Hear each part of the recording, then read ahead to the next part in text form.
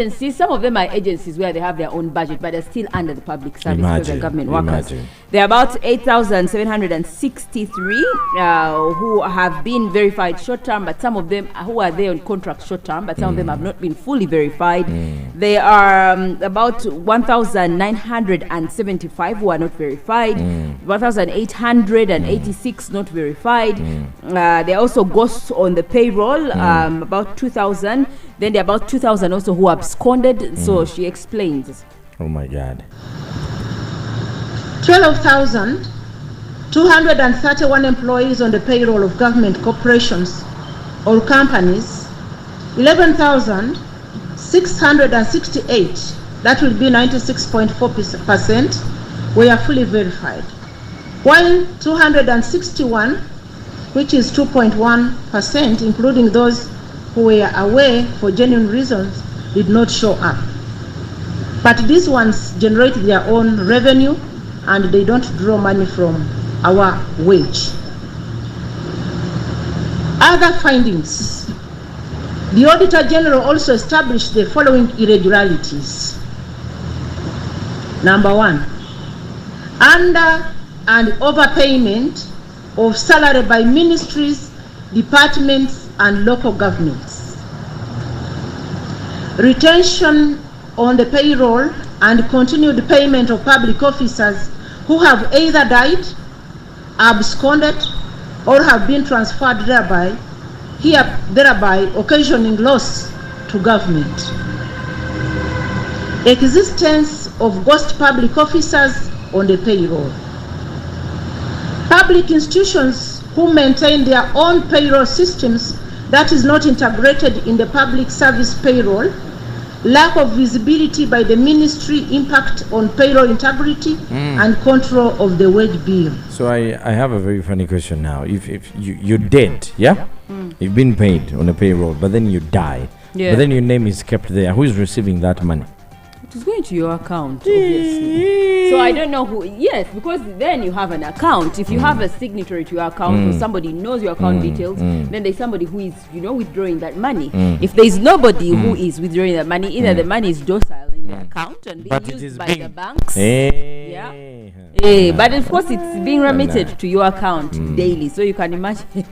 So But me, I think that the most thing that stands out for me is the overpayment and underpayment. If you realize when you go to government agencies, ministries, departments, and local government, my goodness, there is a lot of disparity in the mode of payment. You find that someone who is working for an agency, a government agency or parastatal, is earning like 3 million per month. Then you will go to the local government and find a person with the same qualification who is actually doing more work on the ground is earning 450,000 shillings. I mean that contrast in the payment. So I feel like the public service should just have an overhaul of the whole system and say who is earning what and where is the fairness, the level of fairness. There you have it, the Pearl of Africa. A lot of things shining and some other things dull in this country. 14 minutes is zakavako kusawatano is amachagona ko ralero. What else do you have happening, Pam? Well, we also have shocking details that have come out from Parliament about the budget. What we know, of course, is that this current fiscal year, the budget of Parliament is standing at 945.5 billion shillings. And the expenditure monthly for Parliament, according to a report, is that they spend 79 billion shillings monthly, and this translates to 18 billion every week and 2.6 billion every day. That means in an hour, Parliament spends about 108 million shillings. Now, it's a report that has gotten a lot of controversy and people talking about it. It's draft budget details that have been released from Parliament, and one of the other issues of concern is the Office of the Speaker and the Office of the Deputy Speaker that spend or whose budget had been increased or has been increased to 5 billion shillings and 4 billion shillings respectively, that is annually. And then the Office of the LOP gets 800 million shillings as well.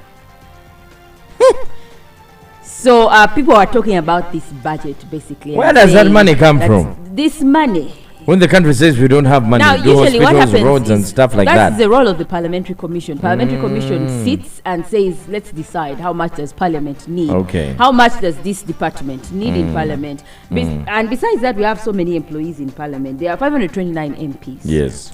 Who get about 2 million shillings every day they work for. Last time I was telling you the speaker gets about 15 million shillings. You translate it daily. And then there are other technical staff. There was that report that was released, and it was even confirmed by the PR. The technical staff in Parliament are 577. So in total, we have over 1,000 employees at Parliament. But does that mean that it is acceptable for Parliament to spend 2.6 billion? If we get the salaries of the Parliament, and we get the salaries of you remember the salaries that leaked of the State House? Yeah. And then we get the salaries of the ministries. We can have a headache. You can have a migraine that that cannot be treated. Yeah, but the problem is, if people are being paid well, okay, fine. There's a threshold that is reasonable enough that you can say it is okay. But if we have all these other service delivery sectors, the health sector, the education sector thriving, the infrastructure sector thriving, the business sector for people like doing so well, then I think people would have less complaints.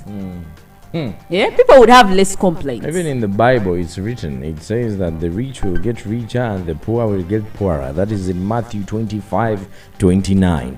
It is known by mistake that these things are happening. Even the kalito they have will be taken away. Can you imagine? As we're concluding, what else do we have happening, Pam? Yeah. Well, what else we have? There's prostitutes. But auntie. Baneko, yes, who was killed by her boss, alleged boss, on the 6th of March. This is in Bombo Parish, Luwero. The woman in question is 29 years old. She's called Oshiraba Annette. Oshiraba Annette, but she's well known as Ketty in the area. She has been working in a bar belonging to one Kabogoza Mustafa, who is also called Musunda. That is at Bombo Town Council. So I think they have a sort of agreement where she goes and works and maybe he pays her. So this particular night, they had an argument with her boss. She was demanding for money from him, and he was unable to give her the money. So a quarrel started between the two, and the boss, Kabogoza, went and got a knife and stabbed her several times, and she died. Her body was taken to Mulago Hospital, and he has been arrested. This is according to Sam Twine Amazima, who is the Savannah Regional. Twine Amazima. But you're that close. Imagine. Yeah. Finally, just briefly, the USCE examinations are going to be released today. This is kind of confusing because if you went to the official platform, there is a notice that they actually crossed and said fake, where someone had put a picture of State Minister of Higher Education, Christian Munyingo, saying results will be released on the 7th of March 2024. And then they said it's fake. Yeah. So yesterday at about 4 p.m. they released another statement officially saying the First Lady has confirmed that the USCE S6 results are going to be released today at State House Nakasero. It looks like there was some sort of communication gap. I think UNEB would always like to be the one to. There are always those people who are who want to break the news first. Exactly. The whistleblowers from within. Exactly. Yeah.